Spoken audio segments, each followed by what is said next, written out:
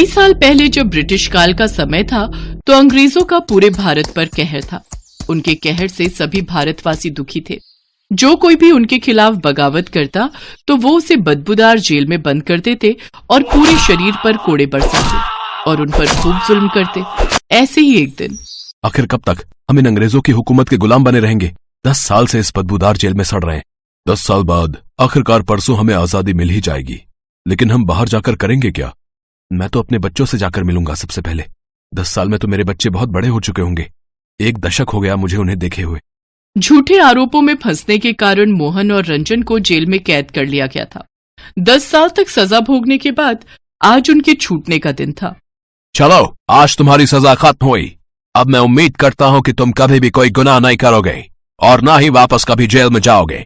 रंजन और मोहन स्कूल के समय से दोस्त थे और एक ही गांव में रहते थे। जेल से छूटने के बाद वो दोनों खुशी खुशी अपने घर आते हैं। आप आ गए जी, मैं कब से आपकी राह देख रही थी। बाबा, मेरी बच्ची, तू ठीक तो है ना? अरे विमला, अपना बबलू कहीं दिखाई नहीं दे रहा। मोहन के इतना पूछते ही विमला फूट फूट कर रोने लगती है। हमारे बबलू को पीलिया हो गया था जी, और उसके इलाज के लिए मेरे पास पैसे नहीं थे, जिसके कारण मैं अपने बबलू को बचा नहीं पाई।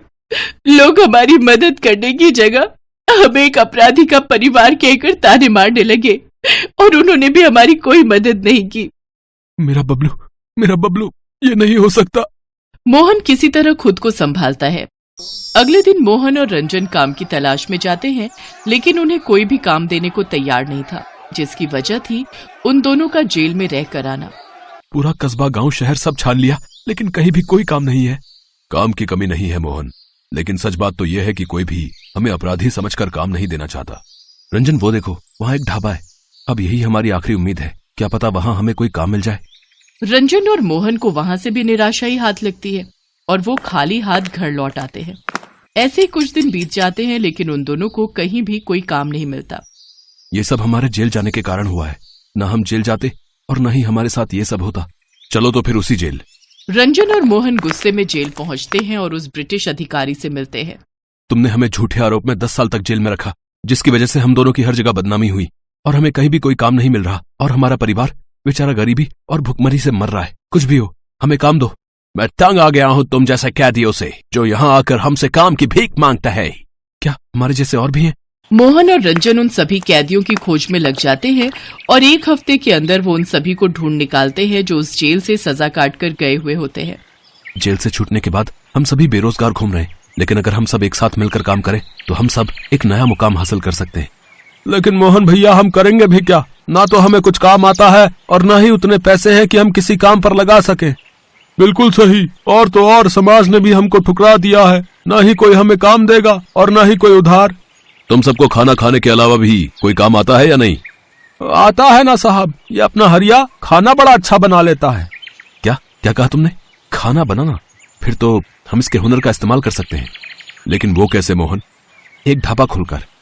ढाबे पर खाना बनाना? ना बाबा ना, इतना मुश्किल काम मुझसे नहीं होगा। किसी भी काम को करने से पहले पीछे हट गए हरिया भाई। अरे एक बार कोशिश करने में आखिर क्या बुराई है? लेकिन ढाबा खोलने के लिए हमें जगह भी तो चाहिए होगी। जगह की चिंता तुम मत करो। गांव के साथ लगे हाईवे के किनारे मेरे पुरखों की जो जमीन है, हम कल ही वहां मिलकर ढाबा बनाएंगे।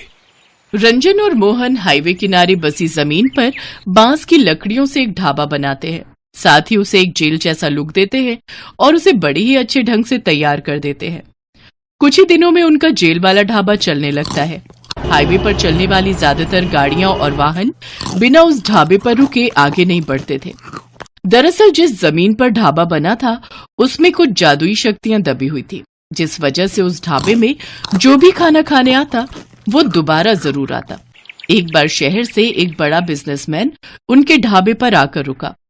अरे भाई, नाम ही जेल ढाबा है या कहीं खाना भी तो जेल जैसा नहीं है ना? पहले आप चखिए तो साहब। खाना चखते ही वो बिजनेसमैन मानो उस ढाबे का दीवाना हो जाता था और उसने उस ढाबे को 5 लाख का चेक इनाम के तौर पर दे दिया।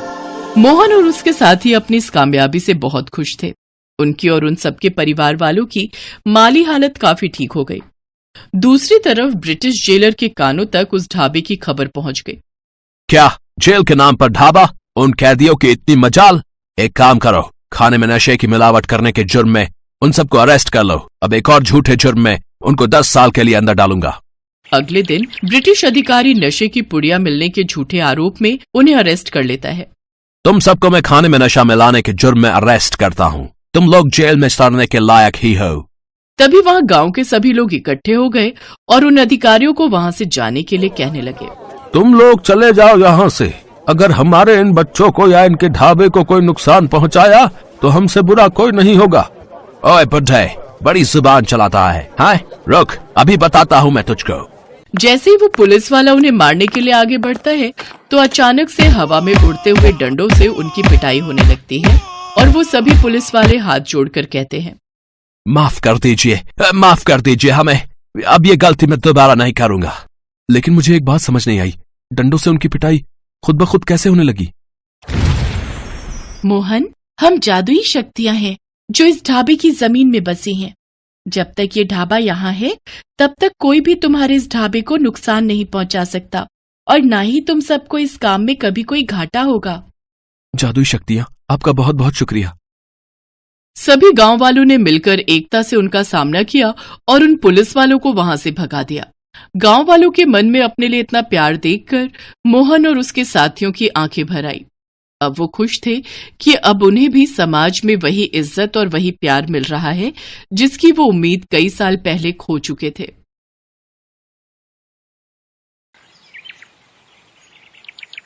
आशा देवी की बड़ी बहू शर्मिला स्वभाव की बहुत सीधी सादी थी, जबकि छोटी बहू रजनी उतनी ही चुस्त और चालाक थी, या यूं कहो कि 1 नंबर की 420 थी रजनी। किसी को बेवकूफ बनाकर अपना फायदा ढूंढना ही उसकी आदत थी। माँ जी, ये गुलाबी रंग की साड़ी मैं ले लूं? मेरे पास गुलाबी रंग की एक भी साड़ी नहीं है। पर ये साड़ी तो शर्मिला बहू ने। अरे कोई बात नहीं माँ जी, अगर ये साड़ी रजनी को पसंद है तो रजनी ये रख ले, मैं ये नीली रख लूंगी। ठीक है, फिर कल शाम को तुम दोनों जल्दी से तैयार हो जाना, कहीं हमें बरखा की शादी में पहुंचने में देर ना हो जाए। अच्छा हुआ मैंने ये गुलाबी रंग की साड़ी रख ली। मैंने इस पर लगे प्राइस के रेट जो देख लिए थे, ये तो नीली साड़ी से 2000 रुपए महंगी है। अब कल इस साड़ी में मैं सबसे सुंदर लगने वाली हूँ। शर्मिला बहू, तुम सचमुच बहुत अच्छी हो। तुम्हें रिश्ते निभाने आते हैं। तुम अपने मधुर व्यवहार से किसी को भी अपना बना सकती हो, बस देखने वाले का नजरिया होना चाहिए। मैं जानती हूँ तुमने अपने लिए गुलाबी साड़ी पसंद की थी, पर तुमने रजनी का दिल रखने के लिए उसे वो साड़ी दे दी। अक्सर ऐसा ही होता था। रजनी हमेशा पहले ही चीजों का चुनाव कर लेती थी। रजनी गुलाबी साड़ी लेकर कमरे में गई, पर जब वो तैयार होने लगी तो उसकी पलंग में लगी एक कील से थोड़ी फट गई। अब क्या करूं, ये साड़ी तो किनारे से फट गई। मैं अब बरखा की शादी में क्या पहनूंगी? आइडिया, ये ठीक रहेगा। रजनी चालाक थी। वो बहाने से सास के पास गई और बोली, माँ जी ये देखिए, ये साड़ी किनारे से फटी हुई है। लगता है शर्मिला भाभी किसी सस्ती दुकान से ये साड़ियां खरीद कर लाई हैं। कितने मन से मैं ये गुलाबी साड़ी पहनकर तैयार हो रही थी, अब ये फटी हुई साड़ी पहनकर थोड़ी न जाऊंगी। कुछ भी कहो शर्मिला भाभी, आप बहुत चालाक हो। आपने जानबूझकर मुझे हल्की साड़ी दे दी। नहीं, ऐसी बात नहीं है रजनी, मैं देख कर लाई थी। अगर तुम कहो तो मैं दुकानदार को एक बार ये साड़ी दिखा देती हूँ। अभी तो हमें शाम को जाना है, मैं बदल कर ले आऊंगी। नहीं, उसकी कोई जरूरत नहीं है, मैं कोई और पहन लूंगी। आप ही पहनो नई साड़ी। एक काम करो रजनी, तुम नीली वाली साड़ी पहन लो। मेरे पास एक और साड़ी रखी है, मैं वो पहन लूंगी। पर शर्मिला बहू, ठीक है दे दो मुझे वो साड़ी, इतनी पसंद नहीं थी, मजबूरी है इसलिए पहन रही हूँ। रजनी चालाकी से वो गुलाबी फटी हुई साड़ी शर्मिला को दे देती है और शादी में जाने के लिए नई नीली साड़ी पहन लेती है। अगले दिन शर्मिला वो फटी हुई साड़ी दुकानदार को देने आती है। बहन जी, आप हमारे पुराने ग्राहक हो, इसलिए मैं ये साड़ी बदलकर दूसरी दे रहा हूँ। पर हमारी दुकान में ऐसा कभी नहीं हुआ। हमारी दुकान में सारी साड़ियाँ चेक होकर ही आती हैं। मैंने भी आपको चेक करवा कर ही दी थी, पर हो सकता है कहीं देखना रह गया हो। ये इसका दूसरा पीस आप ले जाओ। शुक्रिया भाई साहब। शर्मिला साड़ी लेकर घर पहुंचती है। बदल दी दुकानदार ने? बदलता भी क्यों नहीं, गलती भी तो उसी की थी, फटी हुई जो पकड़ा दी थी। लाओ मैं इसे अलमारी में रख देती हूँ। देखो कैसे छीन कर ले गई, बिल्कुल शर्म नहीं है इसमें। अब ये नीली साड़ी इसकी हो गई। तू कब तक सीधी बनी रहेगी बहू? शर्मिला चुपचाप वहां से चली जाती है, पर आशा देवी अच्छे से जानती थी कि रजनी ने चालाकी से दोनों साड़ियां ले ली। ऐसे ही एक दिन रजनी की सहेली उससे मिलने आई। सुमन, कितने दिनों बाद तुझसे मिलना हुआ? शादी के बाद तो तू मेरठ में सेटल हो गई थी ना? हाँ, हो तो गई थी, पर हस्बैंड की जॉब कैलिफोर्निया में लग गई है, तो हम विदेश जा रहे हैं। वैसे आऊंगी आफ्टर 6 months, मेरा आना होगा। अभी वहां कुछ सेट कर ले, फिर सब कुछ यहां से समेट कर एक बार परमानेंट शिफ्ट हो जाएंगे। अच्छा रजनी, मुझे तेरे से एक काम था। हाँ बोल। मेरा दिल्ली में कोई भी नहीं है, तो मैं सोच रही थी कि मेरे पास बहुत सारा गोल्ड है, तो अभी तो मैं कैलिफोर्निया नहीं ले जा सकती। मुझे इसे बेचना है और हमारी कल की फ्लाइट है। मेरे पास इतना समय नहीं है कि मैं आज के आज में सारा गोल्ड अपना बेच सकूं, इसलिए तू मेरा गोल्ड अपने पास संभाल कर रख ले। तकरीबन 5 लाख का गोल्ड है। ये सारे जेवर तू संभाल कर रख ले। मैं 6 महीने बाद वापस आऊंगी तो ये जेवर बेच दूंगी। ठीक है, कोई बात नहीं, तू मेरे पास रख दे, मैं संभाल कर रख दूंगी। तू बेफिक्र होकर जा। सुमन अपना सारा जेवर रजनी को दे जाती है। रजनी बहू, ऐसे किसी की चीज यूं इस तरह अपने घर में रखना ठीक बात नहीं है। तुमने एक बार सोने की परख भी नहीं की कि वो कितने का है, कितने का नहीं है। मुझे ये सब कुछ ठीक नहीं लगा। तुम क्यों किसी की जिम्मेदारी अपने ऊपर लेती हो? आजकल ऐसा जमाना नहीं है। माँ जी, मेरी सहेली को मैं बहुत समय से जानती हूँ। वो काफी पैसे वाली है। उसके पास इतना सोना होना कोई हैरानी की बात नहीं है। उसका पति बहुत बड़ी कंपनी में नौकरी करता है, लाखों की सैलरी है। देखो, खुद ही कह रही है कि कैलिफोर्निया शिफ्ट हो जाएगी। अब वो पागल थोड़ी है जो मेरे पास अपना सोना रखवाने के लिए आएगी। रजनी अपनी सास की बातों को अनसुना कर देती है। एक दिन, अरे रजनी बहू, तैयार हुई या नहीं? शर्मिला बहू और मैं कब के तैयार हो गए। मिसेस शर्मा के घर कीर्तन शुरू हो जाएगा, हम तब जाएंगे जब आरती शुरू होगी। क्या? अरे आ रही हूं माँ जी, ये देखो मैं तैयार हो गई। ये तो वही जेवर है ना जो तुम्हारी सहेली तुम्हारे पास रखवा कर गई है। तुमने ये क्यों पहन लिए?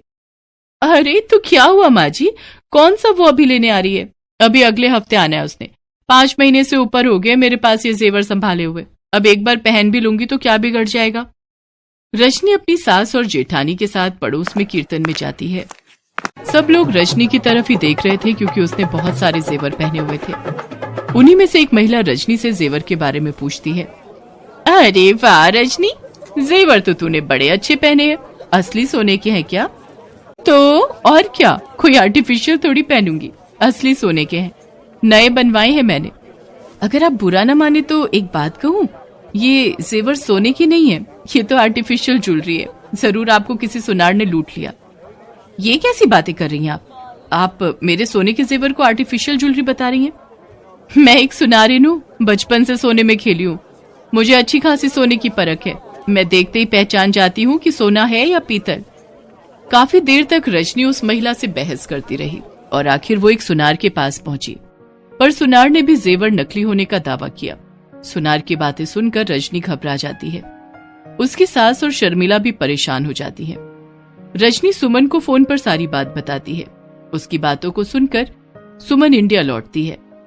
मुझे कुछ नहीं पता रजनी, मैंने तुम्हें असली जेवर दिए थे। ये वो जेवर है ही नहीं जो मैंने तुम्हें दिए थे। ये तो तुम आर्टिफिशियल जेवर मुझे दिखा रही हो। मेरे जेवर दूसरे थे, तुमने मेरे साथ धोखेबाजी की है। तुम कैसी बातें कर रही हो सुमन? तुम यही जेवर तो मुझे पकड़ा कर गई थी। मैं भला जेवर क्यों बदलूंगी? अरे मैं तुम्हें कॉलेज के जमाने से जानती हूँ। तुम जैसी 420 औरत पूरी दुनिया में नहीं मिल सकती। तुमने अपनी चालाकी यहाँ भी नहीं छोड़ी। चुपचाप मेरे जेवर मुझे वापस करो या फिर 5 लाख रुपए मुझे दो। मैं तो पहले ही कह रही थी ऐसे किसी पर विश्वास मत कर, पर ये मानती कहाँ है। अब अपने दोनों बेटों को बुलाऊं दुकान से, वही इसका हल निकालेंगे, वरना पुलिस हमारे घर में आते देर नहीं लगेगी। तभी काफी देर से चुप खड़ी शर्मिला कमरे में से अपना मोबाइल फोन लेकर आती है। सुमन, बहुत हो गया तुम्हारा नाटक। तुमने मेरी देवरानी की बहुत बेइज्जती कर ली। मेरी देवरानी लाखों में एक है और तुम्हारी मक्कारी का सबूत मेरे पास मेरे मोबाइल में कैद है। उस दिन जब तुम रजनी को जेवर दे रही थी, मैंने चुपचाप रजनी को बिना बताए तुम्हारा वीडियो बना लिया था और कुछ फोटो खींच ली थी। ये देखो, तुम यही जेवर रजनी को दे रही थी। इससे पहले कि मैं पुलिस को बुलाऊं, तुम चुपचाप यहां से चली जाओ, वरना धोखाधड़ी के इल्जाम में मैं तुम्हें गिरफ्तार भी करवा सकती हूँ। शर्मिला भाभी, आपने उस दिन वीडियो बना लिया था। आज आपकी वजह से मेरे ऊपर से ये झूठा इल्जाम लगने से बच गया। सुमन, यहाँ से चली जाओ और ये अपने आर्टिफिशियल जेवर भी ले जाओ। सच में किसी से अगर कुछ भी लेना देना करो तो उसकी कोई लिखा पढ़ी या रिसीविंग जरूर ले लो। ये बात मैंने आज सीख ली है, भले ही कोई अपना दोस्त हो, रिश्तेदार हो या फिर पराया। सुमन डर जाती है और वहां से चुपचाप चली जाती है। शर्मिला बहू, मैं ये तो जानती थी कि तुम समझदार हो, पर इतनी दिमाग वाली हो ये मुझे आज पता चला। आप ठीक कह रही हो माँ जी, मैं अपने आप को बहुत चालाक समझती थी, पर हर चालाक व्यक्ति समझदार नहीं होता।